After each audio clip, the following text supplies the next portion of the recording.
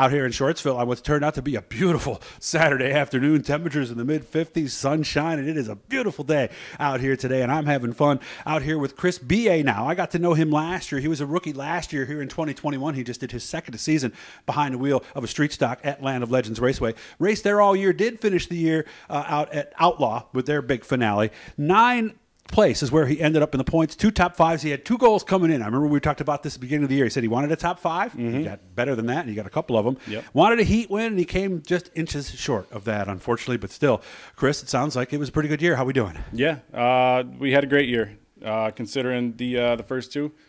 All of our expectations, besides Parker stealing my heat win, it was a good year. Yeah, and well, it didn't really start out that way, so let's get right to the questions.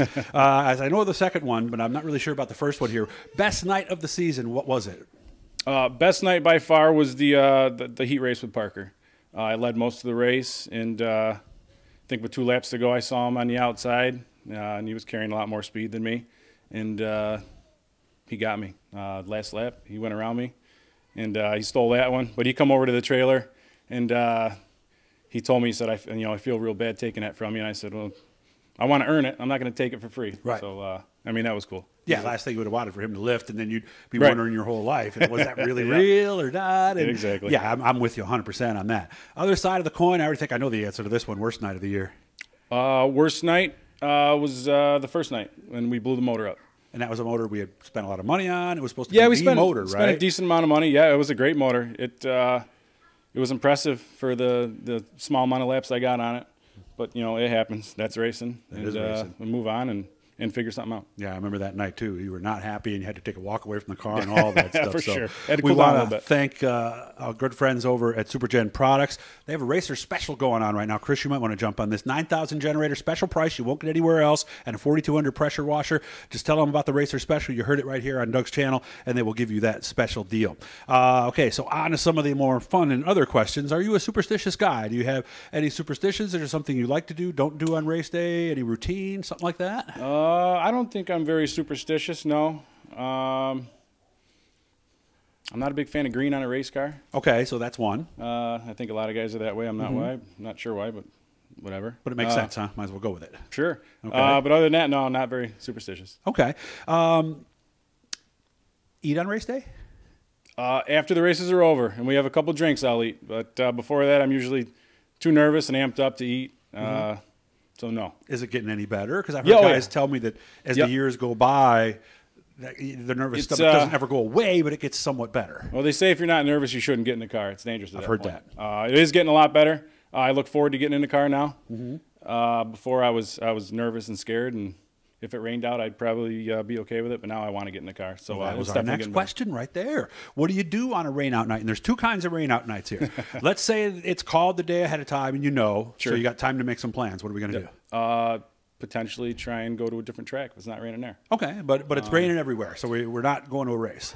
Sit in the garage, look at the car, and drink beer. There you go.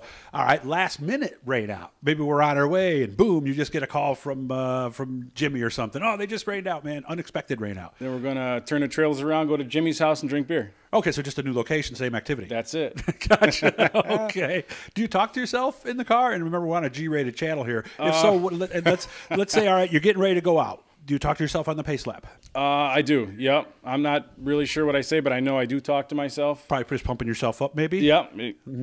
And other than that, I'm usually too nervous and into it to even think about what I'm doing. So okay.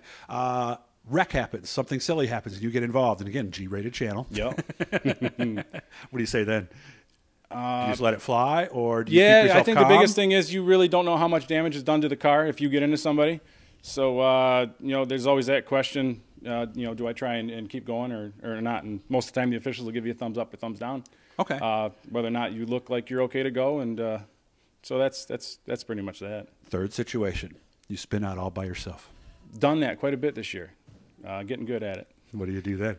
Because you don't want to yell at yourself and you don't want to get too down. No, you restart the car, you swallow your pride, and you go out and you try not to do it again. But in my case, you usually do it again. Usually do it again. Okay, all right. You're obviously big, tough race car driver, Chris. How tall are you? 6'2"? I used to be 6'3". I think I'm shrinking. Used to be 6'3". Now, Okay, so you're a big, tough guy. You know, what do you do to relax maybe during the week, or something you do away from racing that maybe somebody would go, I didn't know he did that? I bowl. Okay. A lot. Yeah, and you're really good from what I heard. Yeah, well, once again, I used to be till I cut my thumb off. But oh no, hey, we're getting there. That's the only. Everybody knows me. I pretty much put it out there for everybody. I watch a lot of YouTube videos. Really? Yeah, that's what I do. I like to learn stuff. If I don't know it, I watch that and I try and do stuff on my own. So bowling and YouTube videos That's are pretty much what most of your Spend free time with time my is at that point. So a lot of things going on at this time of the year. I think everybody's kind of looking. I know you just got another trailer that you just picked up, and really cool deal too. Got part of a late model on there for a heck of a deal. Can't beat that. Is there something that you're hoping to upgrade, maybe change, something like that with the car, with the team, with the trailer at the shop here? Anything that would fall into that category? Not really. There's some parts on the car we want to upgrade. Like what? The rear end parts. Just newer stuff. Okay. There's a lot of stuff on the car that's older. It's been on there a while. So that, and I'd like to get a lift in the garage. I think that would make stuff a lot easier. And that would, wouldn't it? oh, for sure. And how expensive are these lifts nowadays? I think you can get a mid-rise lift for $1,800. So it's not crazy. Yeah. All right. Yeah. So that would be something that I'd say that'd be a big upgrade. Yeah, that would be wonderful. Yeah, you get the car up there. You don't have to worry about it falling off the jack stands or anything like that. So, because I'm amazed we don't hear about those stories more often. My father calls me. He calls me twice a week, telling me to be careful under the car. That's his biggest fear is the car coming down on me. And I could see that, how that would be a big issue, And I see guys in the pit sometimes with the thing on the jack, or just on the jack, and they're underneath there. And pretty sketchy. We've jacked where I park is kind of on an angle. And, there's been times where guys will go to jack it up and it'll fall off the jack. So you got to be careful, and it's a heads up thing. When I feel like going, guys, please grab a couple jack stands. You're making me nervous, right? I don't have homeowners insurance at the track, so that's true. Be careful, point. And you don't want to use that on the race car because next thing you know, when something really happens, they'll cancel you. So you are right. So what's the next thing we got to do? The body's off now, and imagine we're going through it. What's next on the list here at the shop?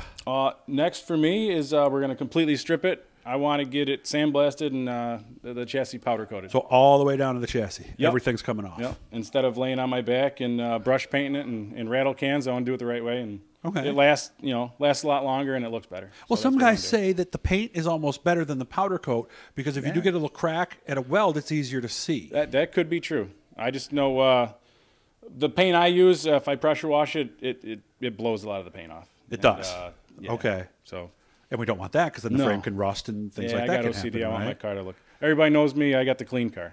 Well, that's what we want, right? You want sponsors. You want people to be on board. Right. You better have a clean car, right? That's what I want. All right. So back next year, all set? Same car? Yep. With the upgrades, hopefully. And for sure. And a new lift and a new rear end. Nice. And the big motor back again, right? We're hoping so. Yep. All right. Now, we did good with what we had, but more horsepower is never a bad thing.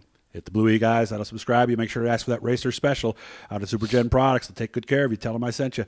Chris, I'll talk to you soon, buddy. Thank you. Thank you, sir.